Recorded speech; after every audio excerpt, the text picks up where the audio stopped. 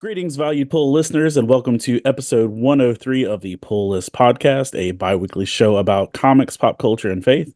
My name is Hector Miray, and I'm joined today by the fantastic Todd Turner. Hi, Todd. Woo-hoo. Hello. Uh, we're here to share about comics, discuss life, and all the themes that purvey in between. So prepare yourself. You're about to get pulled. Intro music. Woo. All right. You're about to get pulled. That's You're about to terrible. I Oh, thought God. it was great. I thought it was I'll great. give you that. I love it. Heck yeah. Hector, thank you. I'm so glad I'm here. On today's episode of the Pull List, we've got a great show for you, Lord willing, and the creek don't rise. We're going to hit some of the latest news out of San Diego Comic-Con, some industry stuff that has been happening over the course of the summer, our must-pull recommendations over the past couple months from the summer, and some new number ones, as well as our bag and board section for books that we are saying goodbye to or are close to. This is the Pull List Podcast. Better put the word out. Get ready for the nerd out. Better put specs on. Better bring next on. I cut handsome checks for my expansion sets. They call me Obi-Wan. Act like you know me, son. Better put the word out. So, Todd, San Diego Comic-Con has taken place. Yes. And you and I were just talking about the fact that this is was also my big con weekend for GalaxyCon Raleigh, and I Correct. think Yes, it's sir. I think it's pretty bold of GalaxyCon to go trepidatiously doing their show the same weekend. It looked to me like you had plenty of people there. Yeah, there were plenty of people, and I think technically I had my second best show ever. Wow, that's amazing. Uh, You know, they're now calling the San Diego Comic-Con the Corona-Con. And if you heard that or not, no, I hadn't heard that. like bukus of creators and artists have all come down with the Rona, including Marv Wolfman, who's like 78 years old. That is no bueno, sir. Is no bueno. Yeah, that's the big deal. Anyway, but yes, we Well, did get a lot of cool information. we did get a lot of cool information. Did you see the thing about that happened before the con that said we have until 2026 for the hotels to cool their jets, or it's going to move out of San Diego? Really? Comic-Con International put out a statement about 2 to 3 weeks before San Diego Comic-Con and stated that if the They're hotels charging too much. if they didn't stop price gouging and making it a absolute nightmare for people to get hotels in the San Diego area, that they were going to move the show to a different place and possibly a different state. Oh, wow. That's crazy pants. So Comic-Con International could end up in like Houston. So I don't know that. I can't imagine it being the comics hub of the world in Texas or something. Right. But that being said, that was what was your biggest takeaway of news that you got from San Diego Comic-Con personally? Well, it's the Marvel Hall H. First of all, somebody, believe it or not, videoed the whole thing, but took out the video clips. So Marvel left it up on YouTube. So you could watch the entire Marvel thing without the video clips. Okay. And which was amazing. I was like, oh, this is not clickbait. It's actually 40 minutes. And they actually listed Todd, where did everything was. you clicked on that without knowing if it was safe? Well, it was on YouTube. I mean, it could have been terrible. I mean, I bought a terrible Namor book one time just because he was coming out in a movie. So, I mean, I'll try just about anything. And I know you're not a wrestling person, but no, do you watch wrestling? I have lately. Are I was you about to say, kidding me? yeah. So Namor, the more like because I've gotten into wrestling more since that movie, Namor looks like an Uso, not like Nice. Namor. But go on. This is totally off comics. But of course, we're huge Cincinnati Bengals fans because we grew up right across the river. I don't know if you saw Joe Burrows, who's the big quarterback, came out and everyone was saying, oh, he looks like Eminem from Slim Shady. That is not who he looks like to me. Cody Rhodes is who he looks like. So Yes, much so that Cody Rhodes put out a picture of, put like the belt on him and put his tattoo on his neck. And it was like, what's your story? Or how's your, what's he always say? Something about his story Finish or the whatever. story. Finish Yeah. the story. Yeah. So anyway, that's completely Well, different. also on Cody Rhodes /Nerd News, did you see the thing with Homelander? No, Um, I just can't watch The Boys. I feel you, understandably so. That is not a show that says Todd's going to love this show. But so Cody Rhodes has also gotten comparisons to Homelander, especially with his outfit. So, there's a WWE event happening. We're recording this on the 1st of August. Yep. There's a WWE event happening on the 3rd, which is SummerSlam. The event prior, a month ago, was Money in the Bank. Okay. Money in the Bank was sponsored by The Boys. Oh, wow. Like, so even the Money in the Bank briefcase actually said Vought on it, which is the company from The Boys. Yes, I do know that. Yes. But they, as part of the promotion for that, they actually had Cody Rhodes in Homelander outfit. the Homelander outfit with the actual Homelander cape from the Oh, show. well, all right. And then. so there was a Boys promo, and all of a sudden you see a slow turn, and it's Cody. And it's Cody Rhodes. Yeah, but I love Cody Rhodes. I love him. so what else with San Diego really hit you? Well, first of all, I've had no interest really to see Captain America Brave New World until I watched the panel. I mean, look at Harrison Ford coming out and Anthony Mackie. I just love Anthony Mackie. Gino, Giancarlo Esposito. thank you, Giancarlo Esposito. He revealed who he is. Oh, who is he? He is the king of the Serpent Society. He is Sidewinder. It was funny because he looked at Kevin Feige, and Kevin Feige's like, you can do it. He said, I get to do it here? And they're like, yeah. So he told him who he was, which was different than when the director for Thunderbolts, because if you notice, the Thunderbolts title has an asterisk at the end of Thunderbolts. Right. And he goes, well, that asterisk, and he looks at Kevin Feige, and Feige's like, nope. He's like, okay, I can't tell you. So I really did enjoy that. Anthony Mackie hinted that there are going to be multiple Hulks in this. Who knows? Yeah. So I really did like that. And Harrison Ford seems genuinely excited to be a part of this, which I thought he's not going to want to do this, but And I felt like this would be a shoehorn thing, but he does seem excited. Now, I've been on the note that I've been excited about this project like the whole time. Oh, okay. I enjoyed Captain America and the Winter Soldier of the show, or Falcon and the Winter Soldier. I loved that show. It was great. Well, I knew that this was a direct to that, and so that just kind of had me going in general. I am interested. I'm low key hopeful that Seth Rollins still somehow remains in the film. Okay. If you're not aware that he's another WWE wrestler, and he filmed scenes with the Serpent Society. Oh, I didn't know that. And it was said that all of the Serpent Society scenes were cut. Oh, and because you can actually see him in his Serpent Society costume, the photos from the set shoots and everything else. Okay. And I just think that would be a good opportunity for him to be in a Marvel movie. Like, it's not like he's broke or anything. Right. But this is going to be the fullest WWE edition. Yeah, dude, I think it's heading that way, man. It's good stuff. It's good entertainment. It was. But so I think there are some good announcements with that. Also, how did you feel about the whole Doctor Doom thing? It was interesting because I listened to the panel, and that basically, if Feige was like, we all know Kang's gone. Forget the Kang stuff. Kang? Who's Kang? Right? So they are doing Avengers Secret Wars. I don't know which Secret Wars they're doing. It makes it sound, it's what it sounds like to me, that it's going to be the OG one. And in order to get realistically, all the other Secret Wars were terrible. But. Yeah.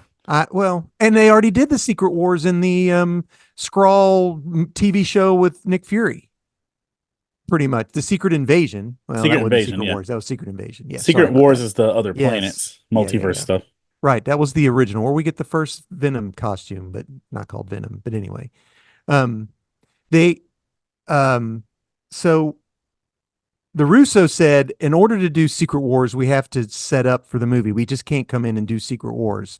So we have to introduce the famous villain And of course, then a bunch of Doctor Dooms walk out on stage. And, that's going to be called Avengers Doomsday, which I guess comes out 2025 is the plan. Yeah, 2020, which I think was going to be the one that was Kang Dynasty. right. Yeah. And with Secret Wars 2026. And then they said, in order to have the greatest villain, we have to have the greatest actor. And then they parted, and out comes the guy and rips it, and it's Robert Downey Jr. Um, it's multiverse. So I'm excited because I would love to see him be a bad guy. I mean, he's can be a really good villain. Um, he's not going to be Victor Von Doom. He's going to be Tony Stark. Are you sure? I nerd bet it. I would say All right. he's Everybody, going to let's be mark this down. yeah, he's not going to be Victor Von Doom. No way. My money is that Mhm. he's Victor Von Doom. Okay. All right. But that even if he is Victor Von Doom, he might have the same like face as Tony Stark. But here's the deal: I don't expect to see a lot of his face. Yeah, he's going to do a Hugo Weaving like in V for Vendetta, right? Yeah, and I genuinely think because of that, we're going to get Victor Von Doom. Oh, I hadn't thought about that. I think that's where we're going to go with it, just because, yes, as people are saying, it's cash grabs and all those things. Listen, whatever you got to do to keep something alive, Man. and Hey, yeah, I just hope they do it well. I'd still would. I don't know. I'll be surprised if he is Victor Von Doom and not Tony Stark as Doom, because they've done it multiple times in the comics. I just don't see him coming back as a Tony Stark variant. Okay, I can see that. Yeah. I see that him being the actor that's playing Victor Von Doom, and I feel like he's going to sell that completely. But Well, the one phrase he did say was "same new task." mask, same Yeah, task. yeah. Yeah. So, and if the whole idea was that Tony Stark is trying to save the world, so was Victor Von Doom. Which plays into comics that just came out today, actually. Yeah. So, We can talk about that. yeah. So I was impressed with that. I honestly lost all of the DC announcements once, and other comic book announcements. I just completely lost them all when the Marvel Hall H, because I thought that's a big mic drop right there. There weren't a ton of DC announcements, I don't think, just because uh they're in the process of building their world, Yeah. and that they weren't there for that. So one thing DC announcements that I did want to hit is do you know what came out today? No, what came out? How did I miss Today it? was the release. Today, as I'm saying this, August 1st, is the release of Batman Cape Crusader. Oh, is this the new animated? The new animated series, which is co-created by Bruce Bruce Timm, Timm. Yeah. and it's the spiritual successor of spiritual precursor to Batman the Animated Series by everyone that has been discussing it. We get a gender swapped penguin, Do we? Minnie Driver. Okay. It's going to be a female penguin, and she's supposed to be just ruthless. And we're getting our on-screen introduction to onomatopoeia. Oh, nice. Very good. And I can't wait to hear him do this. Yeah. Like, what's but his voice? Who's the voice actor? Do we I even didn't know? see it. I didn't see it. I That's was kind gonna of be it. waiting to Boom, crash. yeah. And then the guy who's Kerplunk. playing Batman is the dude from Midnight Mass, the horror series. He's the main I've character never from seen that. it. Okay. I know horror is not your jam. It's not. But so again, we're gonna segue, and I want to be moderately respectful of our time and not spend all this Okay. talking Yeah, about because horror. we could just talk about junk. Yes. But I'll say that like Midnight Mass is a story about a little church on an island, and where a old priest thinks he's been healed by an angel, Okay. and so he is passing the angel's blood off to his congregants, and they're all being healed. Oh, because in this world, no one in this world has ever heard of vampires. oh, nice. Okay. Is this a segue into Blood Hunt? It could be, but so like literally, it's a thing of a 80-year-old priest who goes back to looking like 40, and a girl with paralysis that's able to walk, and the whole thing is you have to come to realize no one in this story has ever heard of a vampire. They don't exist in this world, and this dude literally thinks he's giving out angel's blood to Nice. heal people, Yeah. and all it goes about as well as you expect it can. Yeah. Uh, Thanks a lot, Dracula. but it's a lot of exposition on the church in existence and things like that. But the guy who's the main priest is guy who's playing Batman. His name is Hamish something. All right. Um, Might have to but check it yeah, out.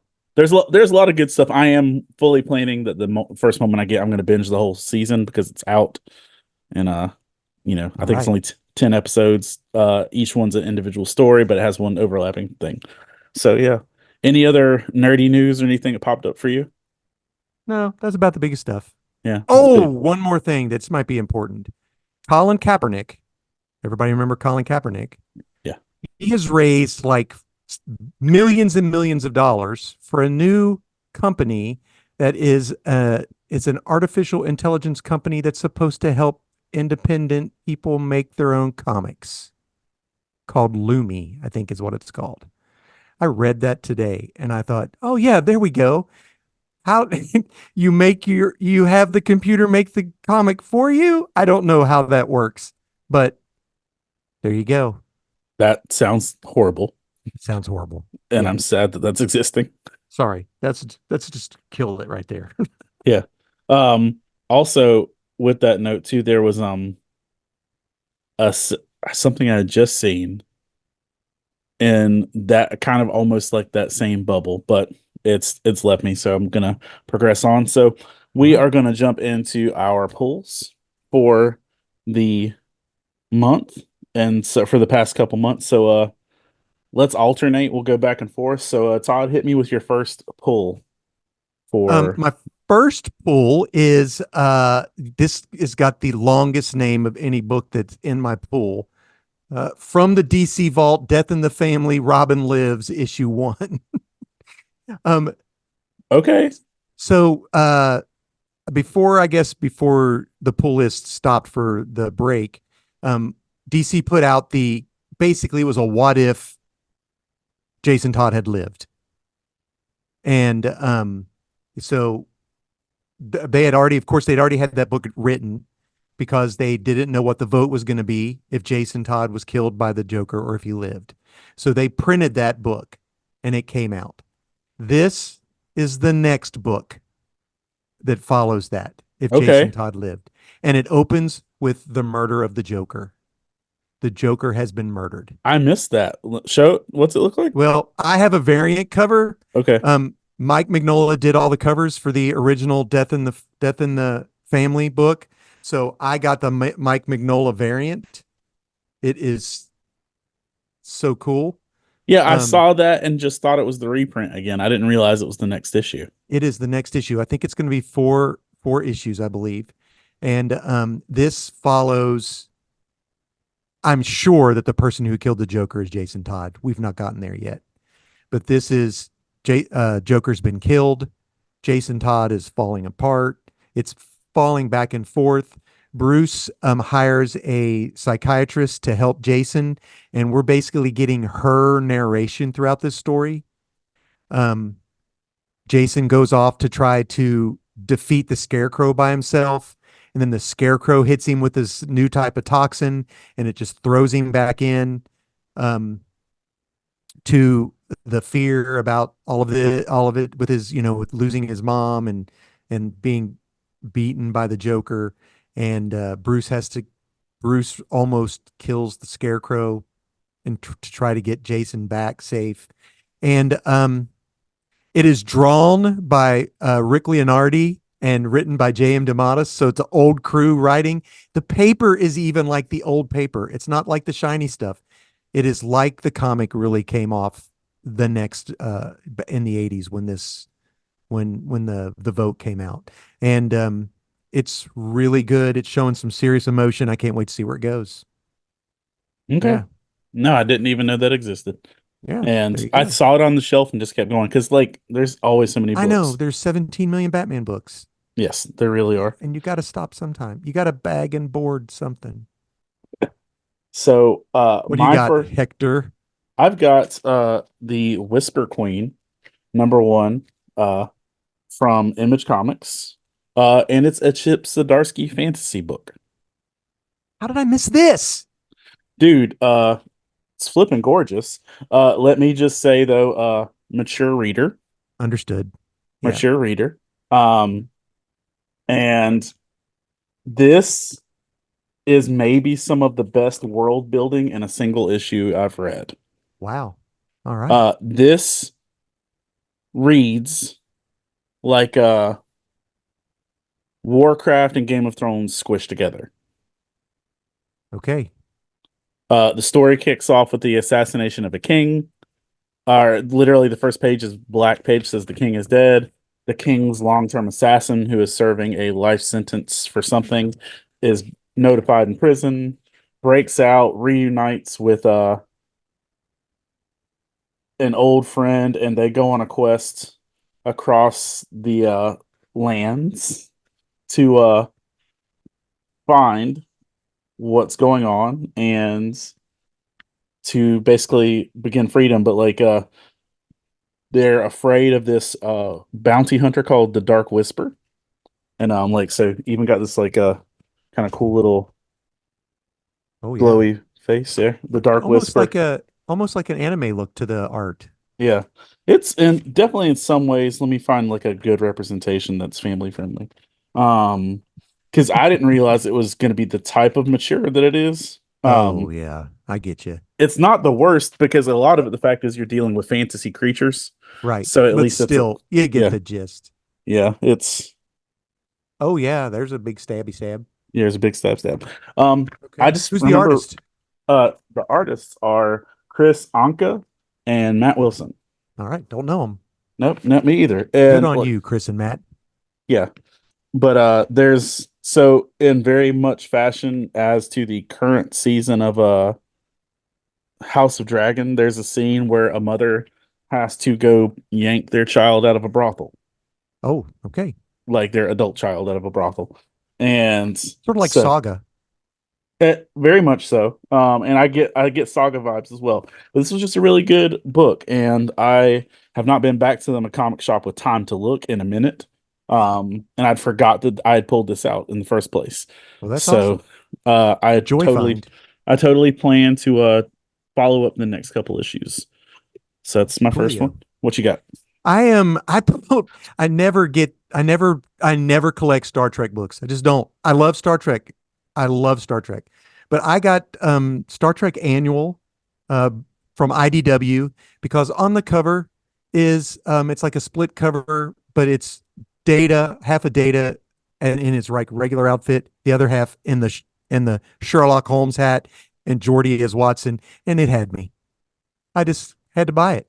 I have no clue what's going on in the Star Trek universe, and you didn't need to pick this up. There's a nice little blip at the beginning that tells you what has happened, and it jumps right in. Data is leaving.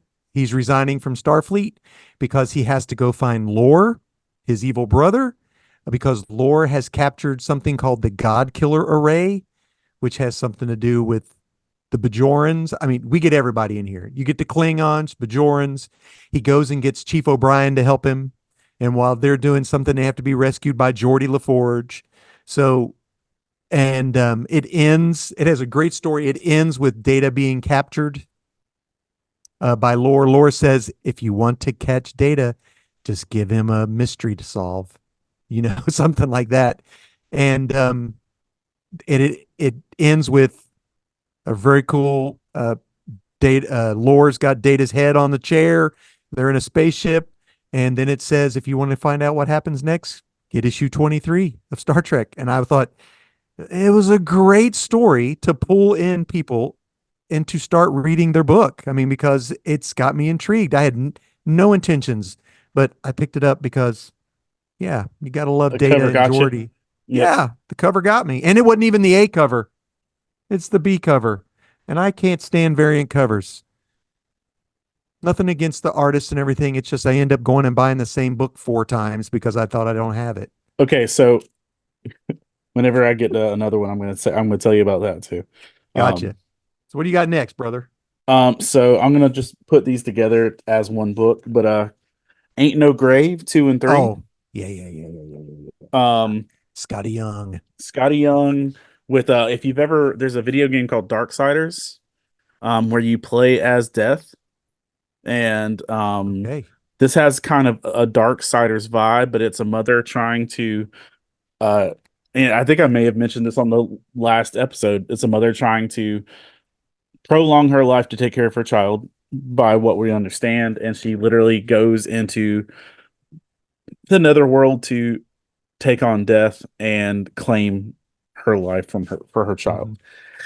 Gritty Western, great backstories. The backstory it's and mature as well. it is also mature. Sorry, I'm full of all the saucy books these days. Oh, I got a couple saucy ones too, so it's okay. The storytelling is really great, that it very much in a Tarantino-esque fashion bounces between backstory and current story, and it will literally be mid-sentence where the sentence carries over to the backstory, and it's really good storytelling. The art's good. His art is gorgeous. And just the way it's pulled across has been pretty stinking entertaining. And the one thing I can say is this: I've not read the Fairyland book, I haven't either. but with the Me You Love in the Dark, You like that. And I loved Strange Academy. He did Yeah. Strange Academy. The first and one. so Scotty's solo books have been really entertaining. Not so, but his original pieces for me have been really dope. So that's me. That's my Yeah. two. Okay. I picked up last week The Nice House by the Sea, which is DC Black Label, James Tinian. This is if you know, if folks out there can remember, he did The Nice House by the Lake, or On the Lake, Nice House on the Lake. We got to get our prepositions right. I can't remember. And this is very similar. The Nice House on the Lake, they had 10 people at a house, didn't know how they got there. They some of them knew one another. They didn't know what was going on. You come to find out, this book's been out for years, so I'm not spoiling anything. You come to find out that the guy who brought them there was an alien, and that the world was being destroyed, and he was bringing these people there. They realize they can't die, they think, and this just falls apart tremendously. This is very similar and very different at the same time. These 10 people are handpicked by a different being named Max, not Walter, who picked the other ones. And they're like a senator, a mathematician. We get a priest this time, which I was like, oh, I want to see what happens with this. Yeah, that's gonna get interesting. An actor, a singer, a scientist, a doctor, and they all knew that the world was going to end. And they were chosen for this. At one point, you get a flashback, as we got flashbacks in the original thing, where one of the characters is in a romantic relationship with the alien, and like you're picking all the best people, and then the guy says, well, what if we end up not being the best people? And the alien goes, well, then I guess one of the other houses will win. So that's like, oh no, how many houses are out there? The interesting thing about this is that the doctor has control over everything that the alien had control over in the other book.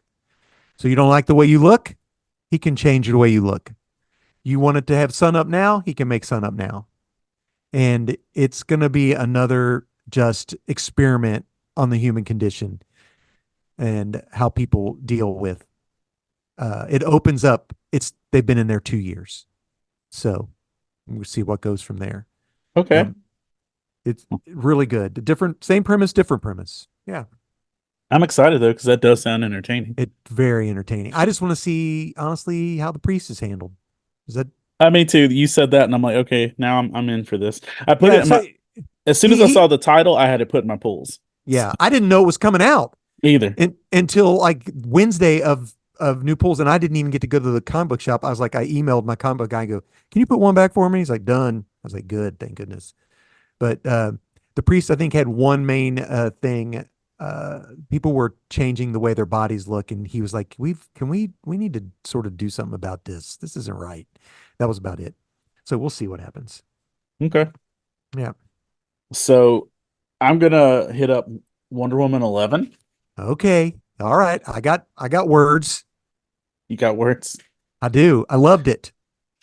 I loved it. But here's the one thing I'll say: this poor book keeps getting sidetracked Okay. by Yes. every freaking like tie-in, Yes. It's and terrible. it's like, can we tell a story? Can we? But Tom King did a good job with this. He did, and this was ridiculously entertaining. But I read 10 and then immediately followed by 11. Yeah, that has nothing. Yeah, it's like, what? Where is this? Yeah, it's The cool just like thing about this book is that you get to find the only real reason that Wonder Woman would lie, yeah, because she's playing BS, the card game that they Yeah. played in How to Lose a Guy in 10 Days. And I was like, oh, that's hilarious. it is. But like, 10 of this book was like a heartfelt conversation between Cheetah and Wonder Woman and all this Yes. exposition and like eternal friendship, and it was gorgeous. And then we get into this utter chaos of all the magic users are hanging out at Wonder Woman's place and crap gets real wrong. Yeah. And this was entertaining. It was wonderful. But I would have loved it if this stuff would have actually been cohesive. Right. I mean, 'Cause that her- happened with the Nightwing book, and it was like one of the Batman stupid things that happened. Yeah, Like it was Fear State, Back to Future, something, I don't know. it was it was one of the fear states did it. It was one of the Beast War thingies. Oh yeah. It's like, please. And it's just, please stop. But here's the deal. I'm going to tell you right now, because that's an absolute power tie-in. I'm enjoying the summer spectacles this year. A couple years ago, I haven't. This absolute power, I really enjoy, and I really enjoy Blood Hunt from Marvel. I've got some Blood Hunt in my pulls. All right, good deal. I can't wait to talk about those too. All right, All right. so my next pull is okay. So here's the bad part now. My next 3 books are all written by Jason Aaron's. I'm like, what's going on with Jason Aaron's? Jason Aaron writes some good stuff, dude. He's like on fire. Well, this is Berserker, a face full of bullets. I saw that. So this takes place in the 1860s, and This was a pause. Just say, did you see that Keanu Reeves got an Inkpot award for Berserker? oh yes, I did see that. That's pretty Yeah. cool. All right, go ahead. And it's funny because he's titled on this first, and he doesn't have anything to do with it. It's like he just, of course, is the character in the book. He did create it, and I can't wait for the show when it comes out on Netflix. I will watch it. Which, by the way, they're also doing Barbaric, which I love that comic. They're creating that into a show on Netflix, and the Psycho Axe is voiced by Patrick Stewart. So I can't Nice. wait for that. Yeah. So this takes place in the 1860s. What happens is they're in the Kansas territory, and Keanu it opens up with him is hanging from a tree, and a little kid has to shoot him down, and then he saves that little kid. But the gist of the story is, and I'm saying this because there's a lot of Bible and a lot of scripture in this, and it ain't great. So this girl is marrying a man, someone she loves, out in the field, and there's a pastor there, and then it becomes Kill Bill real quick. Her dad sends goons to kill the groom, kill the preacher, but he doesn't want her killed, leave her alive. And she says, actually even says in the book, that I said an Old Testament prayer. I want vengeance. I want the death of the Philistines. I want, this is in their scripture quoted. And then Keanu Reeves' character shows up, who, if everybody knows, Keanu Reeves' character, the Berserker, is like part alien. He lives forever. He gets shot up and he regenerates. And then He's Bloodsport with better hair. yeah. And So he takes care of those people, and then she's like, I want you to kill my dad. I want you to kill every one of them. I want vengeance. And he goes, I can't do that, but I can get you out of this territory. And so it's then them, what happens to them to get her to the Missouri territory.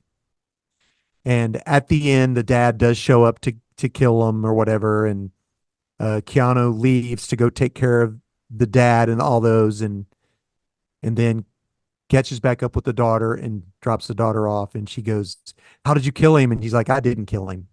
She's like, what? And she's like, why? Because you need to be better than me. You need to be better than him. You've got to choose, life and betterment and stuff like that. So then they fast forward about 5 to 10 years, and the Civil War is going on, and she is there tending wounded soldiers, and she is a nun. She's found a new groom.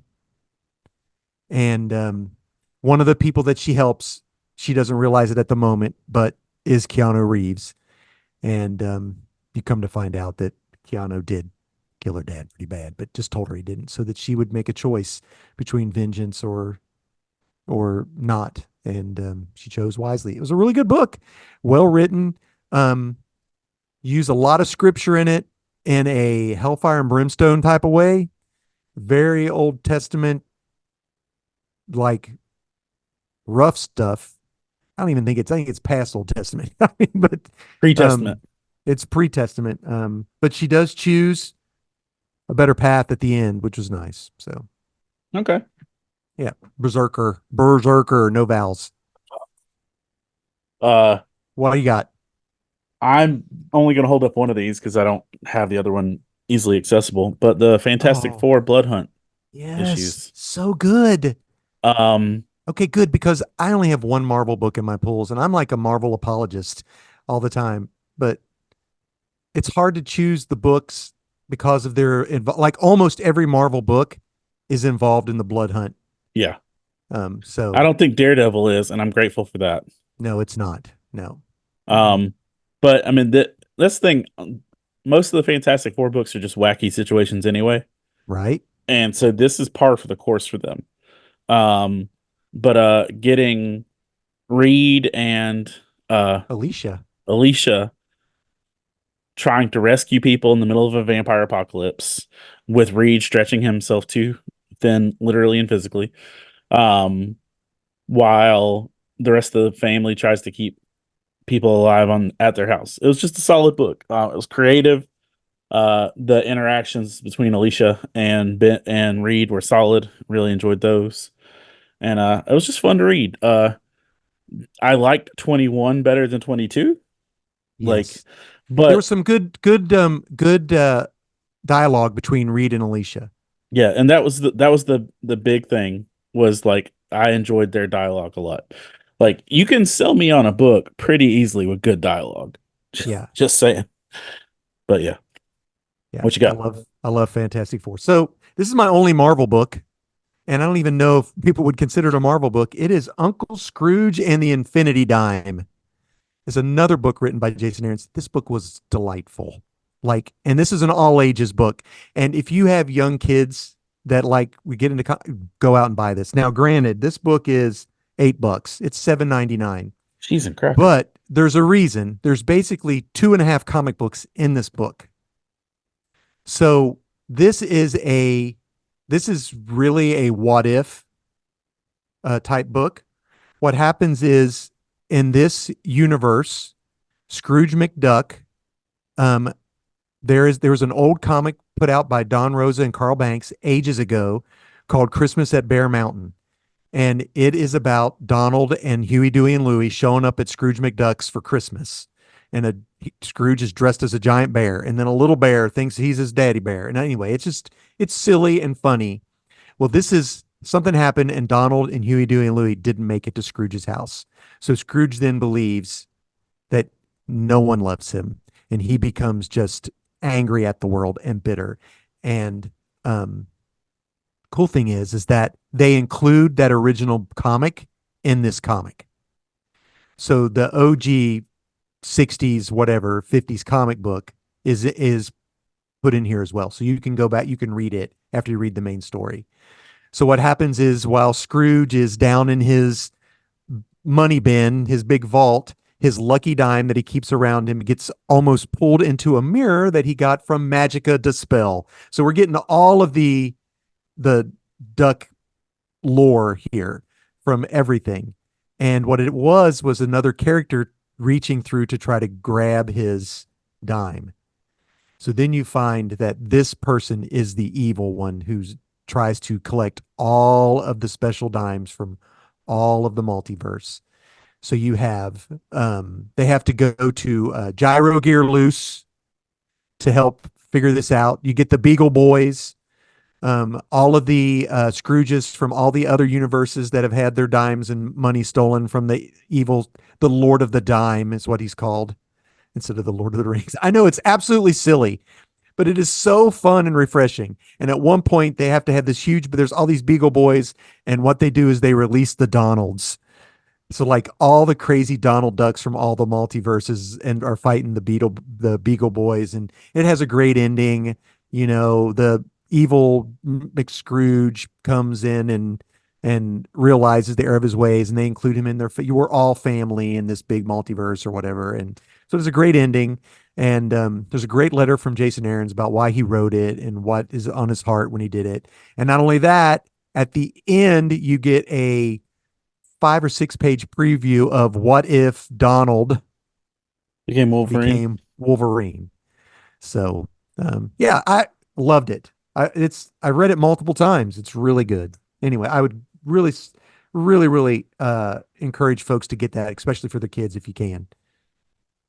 And did you watch the updated DuckTales series? No, I haven't. Dude, I think you would have a time of your life. I probably would love it. It's wonderful. Yeah. You've David Tennant is Scrooge. Oh wow, yeah. I guess it's on Disney Plus, I'm assuming. Yeah, it's on Disney Plus. Abed from Community is one of the trio. Nice. He's either Huey, Dewey, or Louie. Gotcha.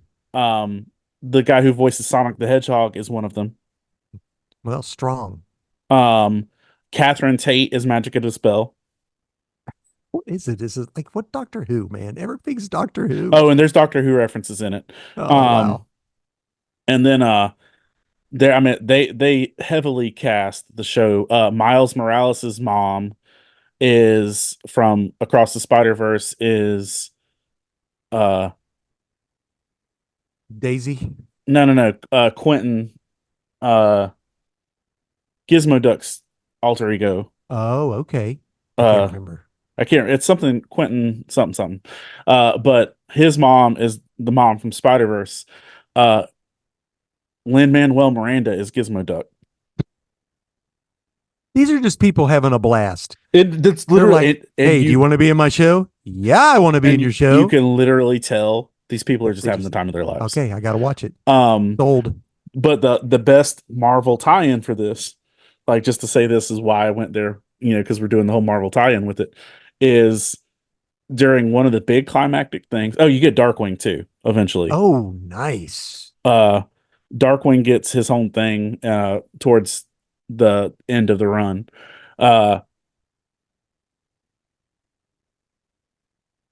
There comes an episode where, because of some of Magic is Magic, Donald is able to be heard clearly. Oh wow, that's fun.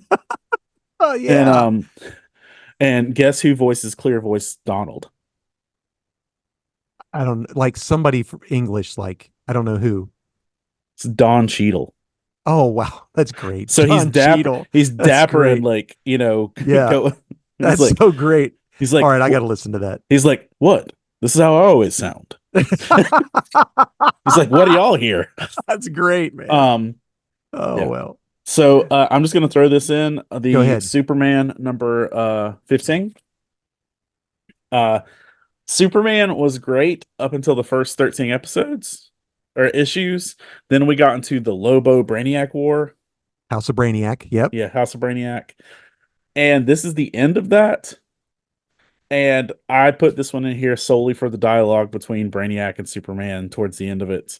I made a meme out of it, but like the dialogue was solid, and it does lay a good layer of understanding into where the Brainiac clone comes from in terms of absolute power. Mm-hmm. Some You mean the Queen, the Brainiac Queen, Queen? yeah. Mhm. Um, that being said, this was just good. Had good dialogue. I've enjoyed Williamson's run on Superman. Yeah. I've got the absolute power tie-in that comes after this that I've not read yet. Um, so yeah, Okay. I got to All catch up, right. but I You enjoyed do. this. That's right. All right. Good deal. Well, my last book, and I was going to save it as my new number one, but heck, every single one of mine were number ones. So I could do this, but is also by Jason Aaron. Sorry, Jason, or thank you, Jason, whichever you would say. Is Teenage Mutant Ninja Turtles number one. I've got that in my pile to read as well, but I'm looking forward to it. Yeah. It is awesome. It plays, you could be a new reader or an old reader and you'd be fine. So for full disclosure, I owned the first printing of issue 2 through 47 and a third printing of issue 1. I collected them when I was in high school, 1984 at one time. Sold them to raise money for a church. Anyway, God loves a cheerful giver. So that is where my heart lies, the original. And this feels so good. What Jason Aaron is doing is the first 4 issues, if I'm not mistaken, are going to be just solo turtles. And this one opens up with Raphael in prison. And we get his inner dialogue, which is just, he's at one point says like, I'm bile and gristle all wrapped up in a turtle shell. And all I am is anger. It calms me down. It allows me to, and I speak with my fists, and and there's a lot to say or something like that. It's just, it's just listening to, he's in jail. We figure out that he's sort of like fighting evil from inside the jail, but he has something to where the warden has something over him, but something happens to where he has to escape, and he realizes that if they're after him, they're after all his brothers, and he's got to go find the rest of his brothers. And the next issue is going to spotlight Michelangelo. So Joel Jones's art is awesome. There are some action scenes where basically it's just the background disappears. No, it's completely on purpose. It's just pure action. And then there's times when he like thinks about his brothers, and it's like so nostalgic in those little panels. So yeah, this is great. It's a great jumping on point. I haven't been collecting turtles at all. The last thing I read did. was Shredder in Hell or whatever. I read The Last Ronin, which was good. Yeah. I read that one too. I read that, but other than that, I haven't paid attention. I got the Turtles red, black, and white, or blue, green, black, and white, or whatever, and it was all right. It was an anthology. I didn't think it was great, but this is great. A good jumping on point for anybody who used to be a fan or still is a fan. I think you'd be happy with it. That's my last one. So my last one is how you talked about the covers looking the same. Yeah. Okay. Gotcha. So I've got Zatanna Brings Down the House. Yes. Now look at this cover. Uh-huh. Okay. Nice shiny one. Yep. Oh, nice. Same cover. But Different not the book. same cover. What? 1 and 2, bro. Oh my gosh. This was terrible. I wouldn't know what to do. I would not know what to do. Now, is this Black Label? Yes. Okay. It's not very Black Label-y. I know, but I think they just do that because they're like, well, it's just not in continuity. We can do whatever we want. Also throw some anatomy in there. That's true too. Yeah. But this is none of that so far. So what do you think? How do you like it? Because I believe it or not, I love the Zatanna on Webtoons. It was great. It was great. And I've really gotten to appreciate her. And actually, I think in the Superman book, the next Superman book you read, Zatanna is on the cover. Yes, she is. I won't give that away. So we're getting more Zatanna, if you notice. So what I'll say about this is have you read this? No, I haven't. I haven't picked it up. This reads and feels more like Hellboy than anything. Oh, wow. Okay. And let me show you some art. because I think you might even like there's like Who's the artist? the artist is uh oh, that's not surprising. It's Javier Rodriguez, Okay, yeah. and Mariko Tamaki wrote it. Oh, okay. Um, let me find a good appropriate A good panel. appropriate panel. But Gotcha. like, look at this. That's Okay, them fighting a Hector's. demon. Oh, I love that style. Yeah, it's very It's the very style. pulpy, I would say, Yes, the style is very pulp. It is which very is Hellboyish. it But does. And the colors are really great too. the whole premise of this book so far is Zatanna is in Vegas doing her show, but Zatanna does not do magic. Okay. What does she do? Sleight of hand? Yeah, that's it. It's all She won't sleight of touch hand. magic, even though she's literally brimming with it, Because of because her dad? yeah, because she accidentally killed her father, Okay. and so uh, a magical woman shows up at one of her shows and is there because she needs Zatanna and her power, and there's organizations of magic people coming for her. Gotcha. And they're But going to she's have like, to like steal money from a vault. There's going to be four of them. And Morgan Freeman's going to end up in the vault at the end. yes. Gotcha. Uh, uh, but she's just like, I don't do magic, and it's all the dad trauma and everything else with it, and Oh, man. That seems so really good. I probably will have to pick this up now. I um, hate it that. I'm it's supposed to be cutting my books down, not adding books to them. so on that note, Oh, uh, yeah. we're our Man. new segment, bag and board, BORED, because we're tired of things or we're running low on it. Hmm. What book do you feel like you are about done with, or you've kind of lost your patience with? Um, honestly, there are two books, and I hate to mention it. First of it's Captain America. Um, Captain America, we got J. Michaels. I can't pronounce his last name, Stravinsky or whatever. Yeah. He took over, and it started out really good, and now it's completely mythical. Some type of otherworldly, I don't know, another land. I don't know. There's a place inside New York where the weary travelers can go, and it's a special. And he's supposed to be the guardian of it. And he's supposed to be collecting people and fighting demons and all this. I don't know. It's I I literally about ready to cut it loose. I was about ready to cut loose Poison Ivy, and then it yanked me back in. Did it? Yeah. That I was gonna say I'm an issue behind. I've got 24 sitting over in my pile of stuff I didn't make it to. Mhm. Um, and My yeah, my other book that I'm about, and they're Marvel books. I mean, is the Immortal Thor. Um, it's just I don't know if it's Ewing doing his immortal thing, and if anybody read Immortal Hulk was great, and then it was weird, and then it was a slog until they stuck the landing, and I feel like we're in the slog part of Immortal Thor, and it's just I don't know, it's just losing me in it. I still like it somewhat, but I mean, it's $5, that's $10. And the problem is now that we're going to start getting all new stuff is coming up at the end of these, at the end of Blood Hunt. It's one nation under one world under doom. There we go. And after this absolute power, DC's launching their ultimate universe called the Absolute Universe. So I got to make way for new books. And I'm afraid those are two that are definitely on the chopping block. What about you, Hector? Poison Ivy was. Now I've not read 24.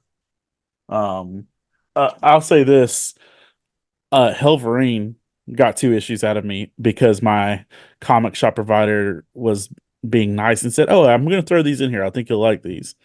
And I was like, "No, bro, this was No, hot it's not garbage." for me. I was like, "This was not it, I man." was starting to get tired of Daredevil, but it's turned around quick in the last 3 or 4 issues. It's been really good.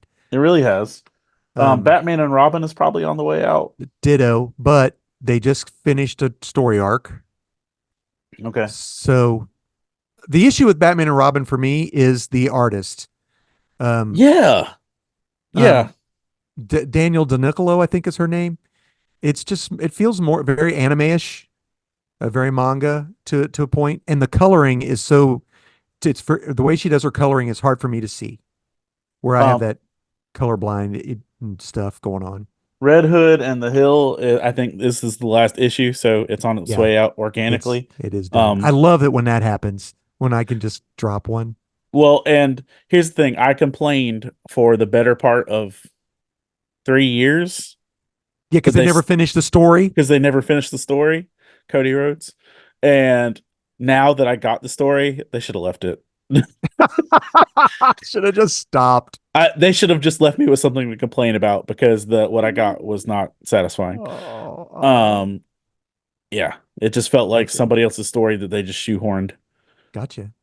Jason, I got a question for you. What book was on the way out? And now you're like, this has turned awesome. Ooh.